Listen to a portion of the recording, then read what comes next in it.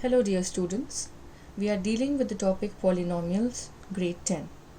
The question type that we have is short answer type. A quadratic polynomial when divided by x plus 2 leaves a remainder 1, and when divided by x minus 1 leaves a remainder 4. What will be the remainder if it is divided by x plus 2 into x minus 1? Now, in such a question, we'll have to analyze it for a moment. There is a quadratic polynomial that we are talking about. So we'll say, let the polynomial be px. When this polynomial is divided by x plus 2, it leaves a remainder 1.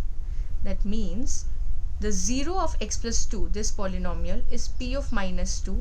The 0 is minus 2. So by remainder theorem, p of minus 2 is 1. Similarly, the same polynomial px, when it is divided by x minus 1, it leaves a remainder 4.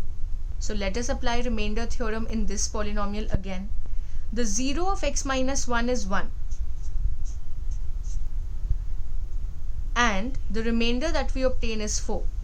So these two statements have been used in this polynomial px, and we have just applied remainder theorem. We all know how to apply remainder theorem. We have just substituted the zeros of the divisors and it is equal to the remainder that we obtain. Now let us go to the next step. This is a little challenging over here. What will be the remainder if it is divided? It means it's the same polynomial. उसी polynomial की बात हो रही है हर जगह. उस polynomial को जब x plus 2 से divide किया तो remainder 1 आया. उस polynomial को जब x minus 1 से divide किया remainder 4 आया. And अब उस polynomial को हम divide कर रहे हैं x plus 2 x minus 1 से. Now let us see what do we get. If it's the same polynomial px and we are dividing it with x plus 2 into x minus 1. That means if we are dividing this polynomial by these two things together, so this is a quadratic polynomial in itself and this is also a quadratic polynomial. By far, what do you know about the degree of the remainder? By far we know that the degree of the remainder should be less than the degree of the divisor. That means the degree of the remainder cannot be 2. It cannot be a quadratic remainder. It can be at the most a linear remainder or it can be a constant remainder. So now let us apply division algorithm. If px is divided by these two, so dividend is equals to divisor into quotient plus remainder. Now dividend is this px only, right? Divisor is x plus 2 x minus 1 and quotient, let us obtain a quotient, say c, plus remainder. Now remainder can at the most be a linear polynomial. Yeah, it can be a constant polynomial. So for safety's sake, we will take it as a linear polynomial ax plus b. Right?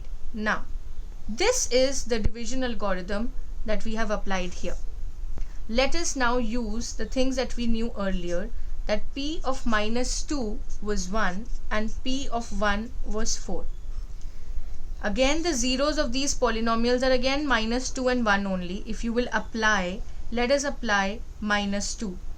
P of minus 2, here we apply in this equation, is equals to, we'll put minus 2 everywhere wherever we have x, right? So here this will become 0 already because this remainder is already 0. It's a completely divisible polynomial.